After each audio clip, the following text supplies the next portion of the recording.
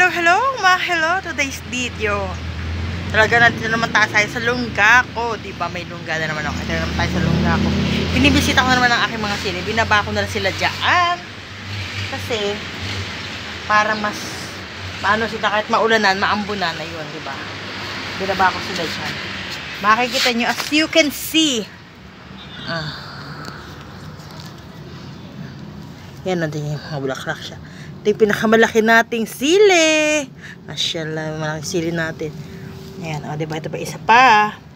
Yung isa nakain na natin eh. Ayan na sila, o. Tatlo na to. Ito, meron din dito, nagtatago. Tapos may mga bulaklak sila. O, diba? Gusto pala nila nandito sa floor, kaso kasi masyadong mainit. So, hindi ko alam kung kakayanin nila. Sana naman kayanin nila. Diba? May mga sili tayo. Ito malapit na siya, oh. 'Di ba laki oh? Ito pinakamalaki oh. Malaki siya, malaki. Malaki siya. Malaki. Oh, 'di ba yung mga sili natin oh. Yan. Dinagdagan natin ng lupa para mas marami sila. Lupa saka fertilizer, nilagyan natin sila para gumanda-ganda. Ganun pala yung kailangan palang mga halaman. Maraming lupa para mas marami makuwang protina, sustansya, o, diba? Charot. Sustansya yan. Yan natin mga sili. O, diba? Dahat sili. May mga binhi pa ako, pero hindi ko pa na, ano, kasi wala na akong paglalagyan. Saka wala na rin akong lupa. Kailangan marami rin lupa. Diba? Kasi nga ito mga alugbati natin, syempre. O, yan, o. Alugbati. Yung mga lemon natin, ayan. Ayan pa rin mga lemon. O, diba? Continuous pa rin ang kanilang pagbubulaklak, pamumunga ang mga lemon. Ito ang ganda ng pagkaka-lemon niya. Ang lemon. Ewan ko bakit yung lemon minsan nagbibitak-bitak sila eh. O, di ba ang ganda o, nililiit nila o. Ayan, maliit sila. Ito pa, umpisa pa lang. Ewan ko bakit nagbibitak yung ibang lemon. Ito pa o, ito nakatago yung lemon, ayan. Tatago sila. Kasi iba na dito pa mga haliliit ah. Ayan. Yung pamir para sa dulo. Ayan. Siyempre, wala na ito ibang gagawin papakita. Lemon natin. At siyempre, walang kasawaang. Diba, ayan oh. Dami na oh. Dami ng bunga. Mashallah. Ayan. Naglibo tayo ng tubig dito sa taas.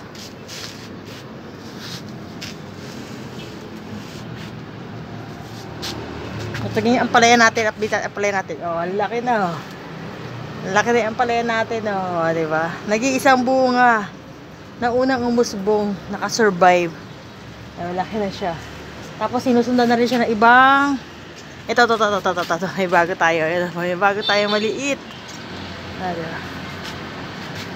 Dire-diretso na dahil bulaklak eh. Nasa pa, mayroon pa tayo dito eh. Wala ko lang nag-survive. Mayroon pa dyan eh. Ano yan? Diba yung mga ampalaya natin? Dire-diretso na sila oh. Basta kailangan sagana sila sa tubig. Kailangan lagi sila natutubigan. Itong laurel natin, laurel ni tata, yan. Nilipat niya ng lagay na mas malaki. Ayan. Mas malaki. Ang laki niyan. Malaki yan, malaki. Para lumago na lumago ang kanyang laurel. Ako, bibihira lang na gumamit ng laurel. Ayoko, parang yung sobrang amoy niya. Yung pampalasa, pampabango, diba? Ang madalas ako yung, yung pandan. Yung may pandan tayo, pandan. Mga pandan. Pandan. May pandan. Yung mga sili natin. Diba? Yan. Malunggay natin, nakapag-ani tayo ng isang araw, napagluto tayo ng tinola. O, diba? Hindi na siya masyadong tumataas eh. Ewan ko bakit. Yan, tapos ito pa yung isang mataas eh. Ayun, mataas. Oh. Isang malunggay.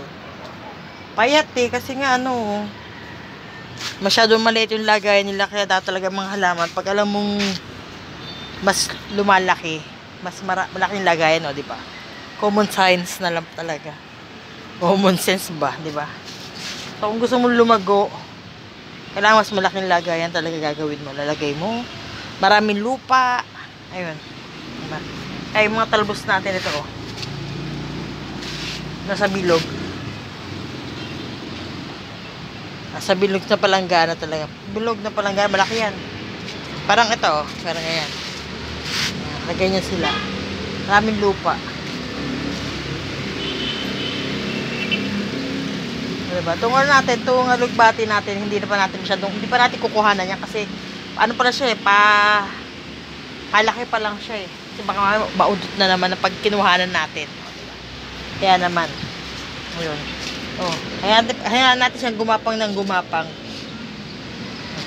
Ito yung halaman niya. Gumapang siya ng gumapang. Hanggang ito na. Oh, diba? Ito na siya. Hindi pa siya makakaabot sa taas. Bitin. Bababa din yan. Diba? Ang taas na ng alugbati.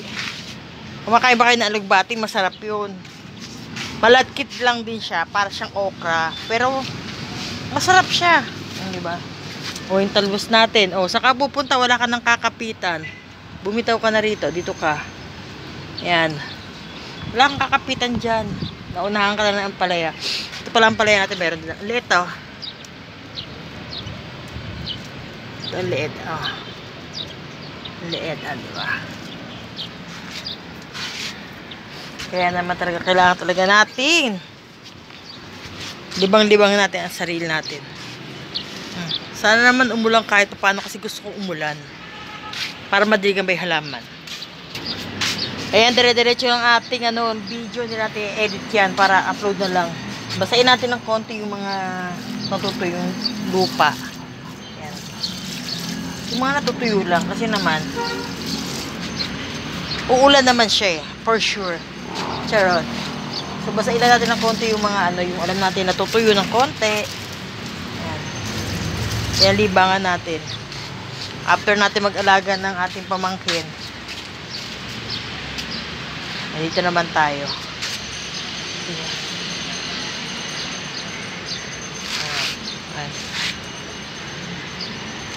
Medyo basta-basain natin ng konti lang. Konti lang. Kasi natin natutuyo na siya. O, diba? Paulit-ulit tayo. Paulit-ulit tayo. Diba? For sure, nakaka-relate naman kayo. Paulit-ulit ang buhay. Pero, syempre, diba? Dilig-dilig lang. Ngayon, pahabayan natin ang ating video. Mahangin, medyo mahangin. Pero okay lang. Kasi mga anong oras na magpa-5 na. Mga magpa-5. Mga quarter. 20 minutes. 20 minutes wala. Bago mag-5.